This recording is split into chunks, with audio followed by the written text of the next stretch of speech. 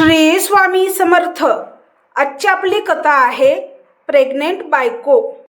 त्या दिवशी अवनी जमिनीवर पडली आणि प्रवीण फक्त उभा बघत राहिला, कारण त्याला अजूनही कळलं नव्हतं की तो काय गमावणार आहे. सकाळची वेळ होती. घरात हलकासा गोंधळ, पण त्यातही एक गोडपणा होता. प्रवीण, उठ ना, ऑफिसला उशीर होईल. अवनीने हळू आवाजात त्याला उठवलं. प्रवीण डोळे चोळत उठला आणि हसत म्हणाला, ऑफिसपेक्षा तू महत्त्वाची आहेस. अजून 2 मिनिटं. अवनी हसली. असं रोज बोलून चालणार नाही. उठ आता, मी नाश्ता करते. त्यांचं नातं असंच होतं, साधं पण खूप प्रेमळ. घरात सासू सासरेही होते. सासू किचनमध्ये येऊन म्हणाली, अवनी तू बस, मी करते सगळं.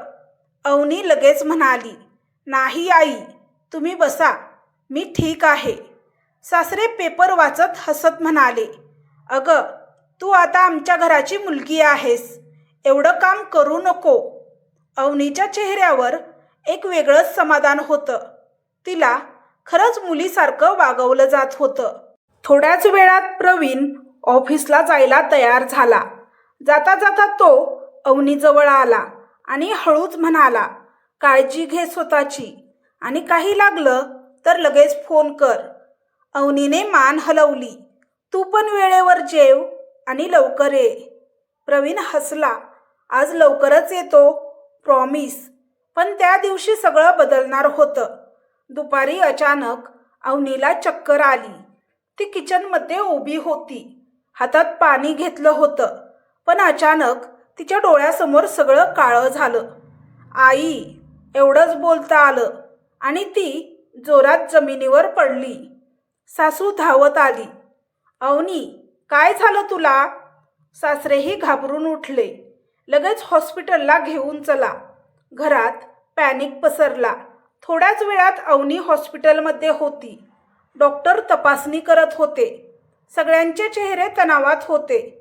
प्रवीणला फोन केला गेला. काय? अवनी हॉस्पिटलमध्ये? तो घाबरून ओरडला, मी लगेच येतो. तो घाईघाईने हॉस्पिटलमध्ये पोहोचला. अवनी बेडवर पडलेली होती. तिच्या चेहऱ्यावर थोडा थकवा पण शांतता होती. प्रवीण तिच्या जवळ बसला. अवनी, तू ठीक आहेस ना? अवनीने हळूच डोळे उघडले आणि हलकसं हसली. मी ठीक आहे. तेवढ्यात डॉक्टर बाहेर आले. सगळे त्यांच्याकडे पाहू लागले. डॉक्टर हसत म्हणाले, कॉंग्रॅच्युलेशन, तुम्ही बाबा होणार आहात. क्षणभर सगळे थांबले. मग अचानक आनंदाचा स्फोट झाला. सासूच्या डोळ्यात पाणी आलं. देवा, धन्यवाद. सासरे हसत म्हणाले, आता घरात छोटा पाहुणा येणार. प्रवीण स्तब्ध झाला होता. तो अवनीकडे बघत होता.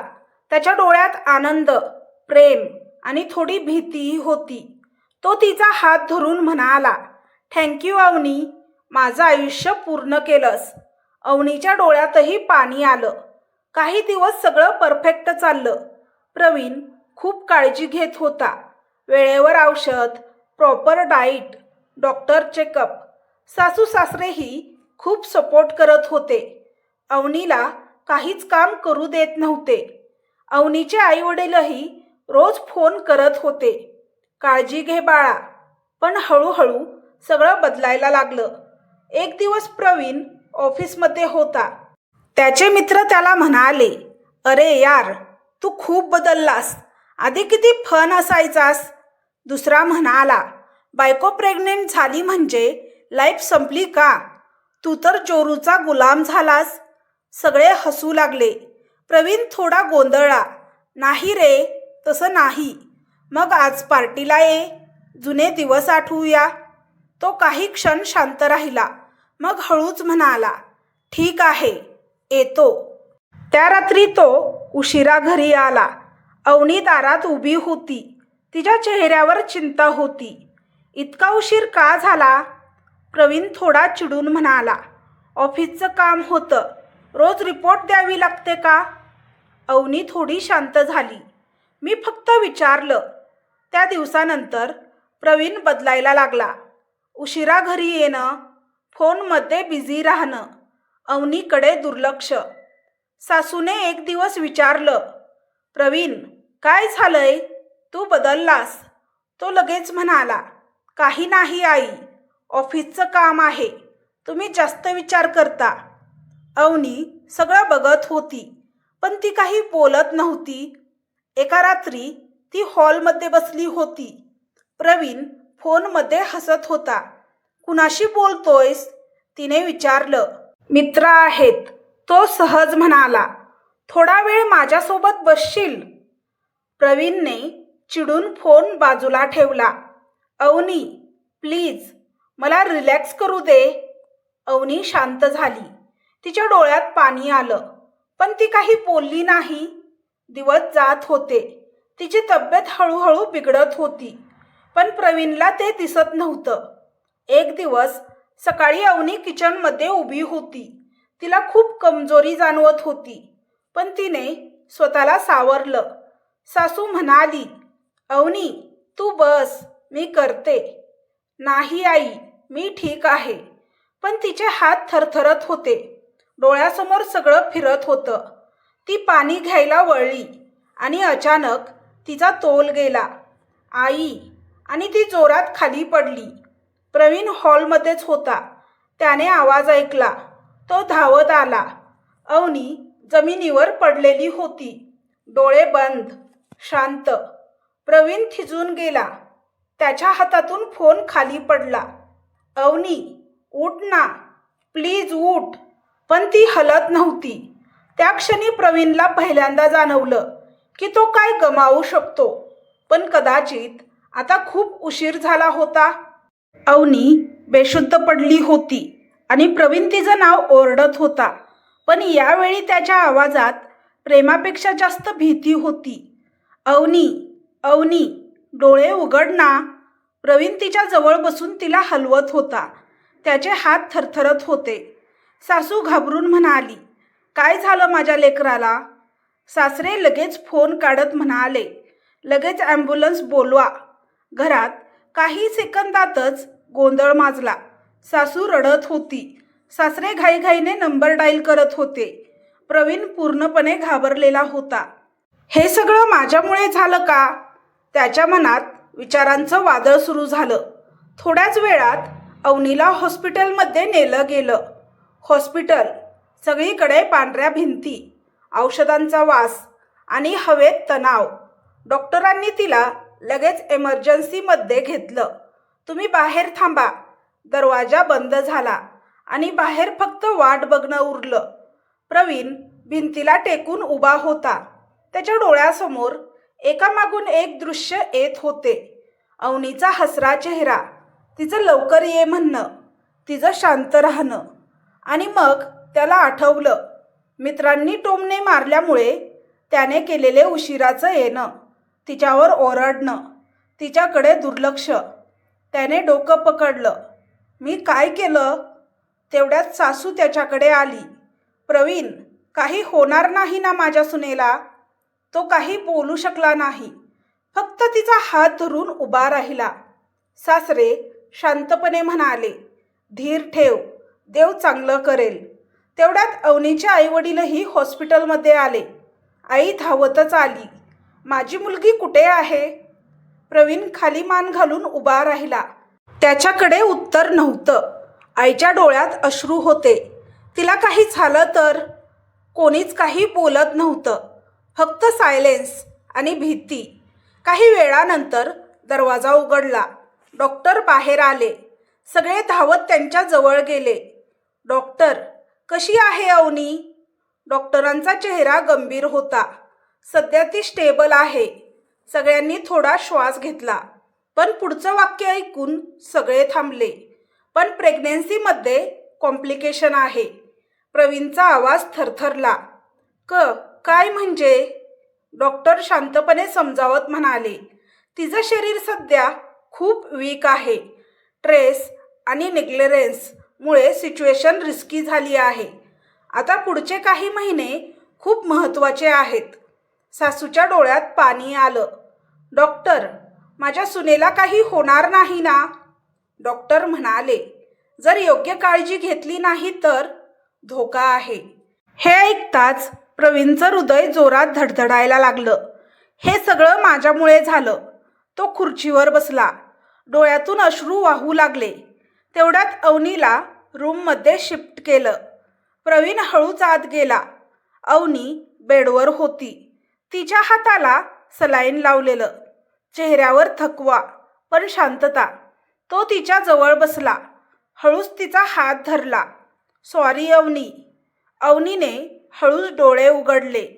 ती त्याच्याकडे बघून हलकसं हसली. तू का रडतोयस? प्रवीणचा आवाज तुटला. मी तुझी काळजी घेतली नाही. मी चुकीचा होतो.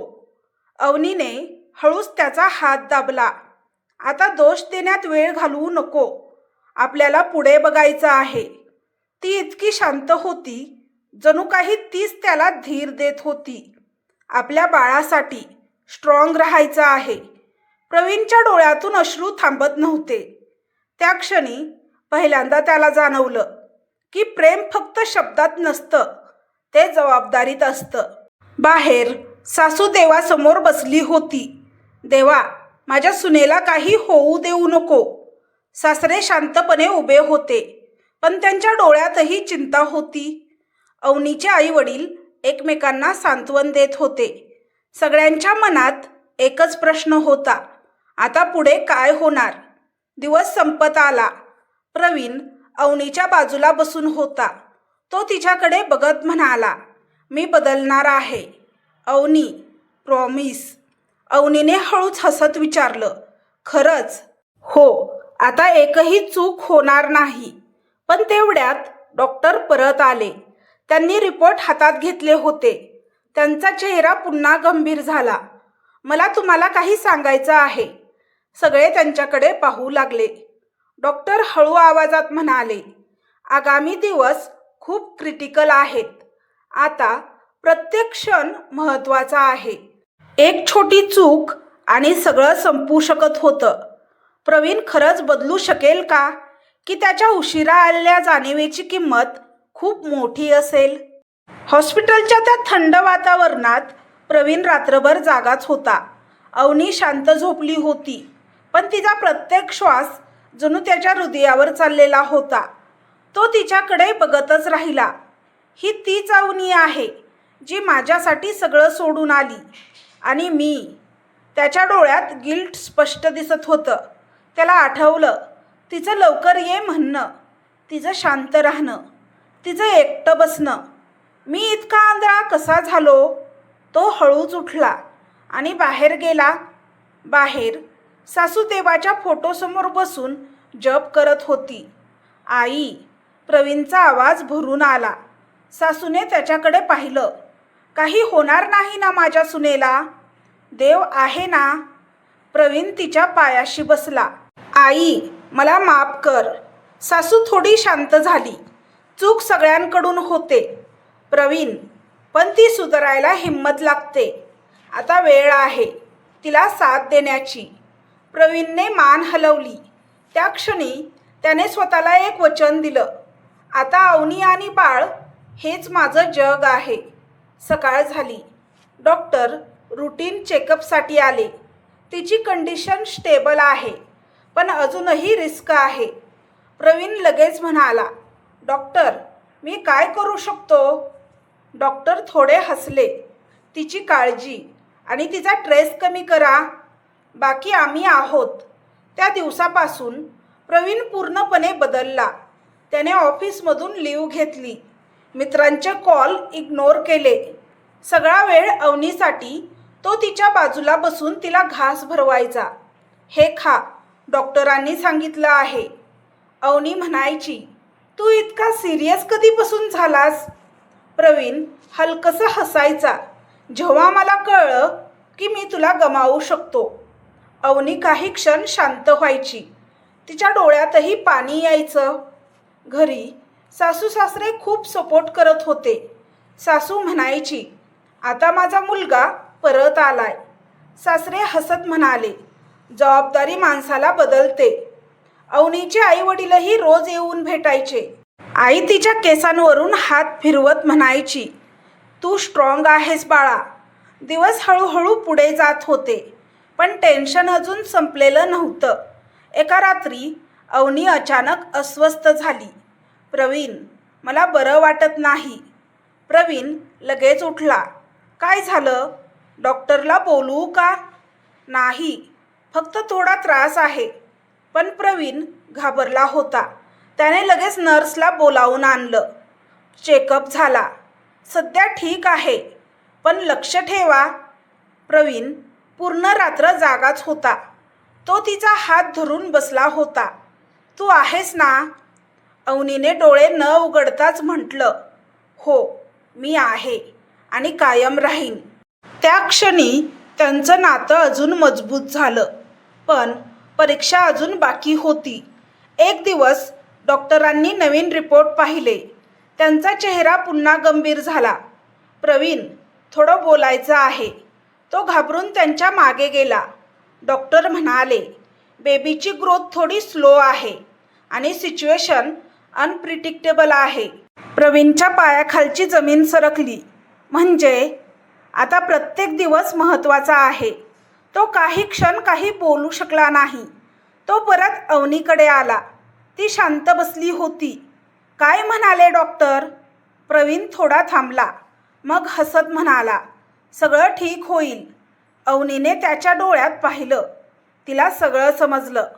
ती हळूच म्हणाली, प्रवीण, घाबरू नको. आपण दोघं आहोत ना.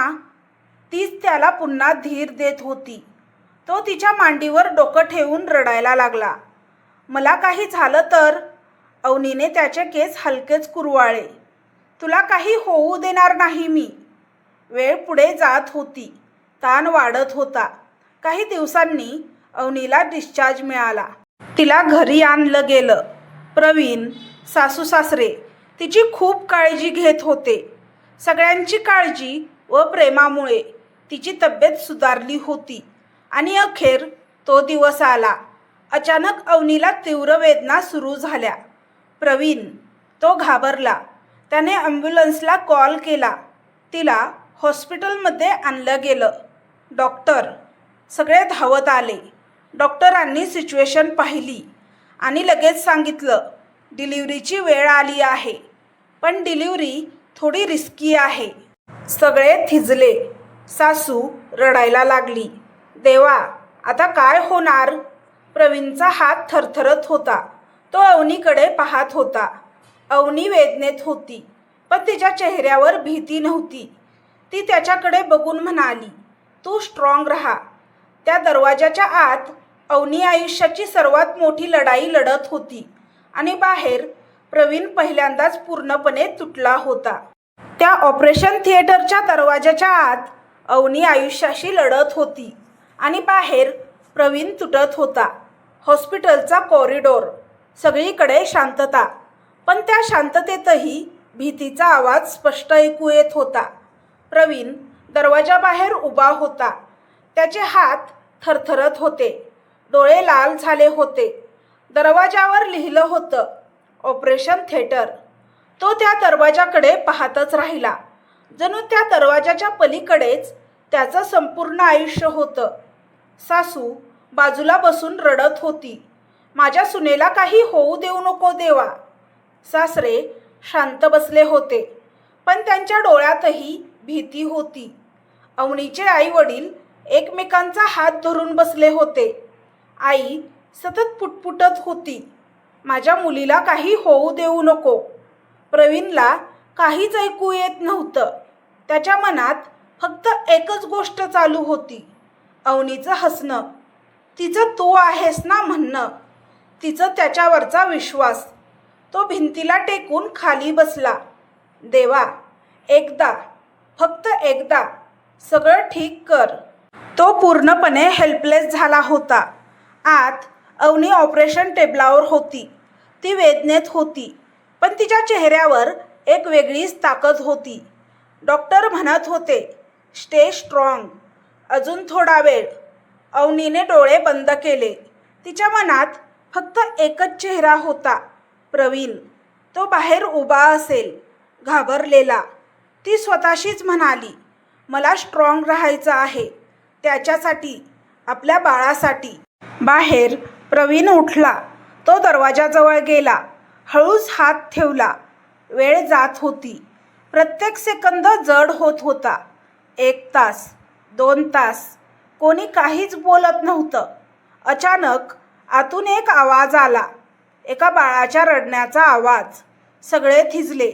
मग अचानक सासू उभी राहिली. बाळ. प्रवीणच्या डोळ्यात पाणी आलं.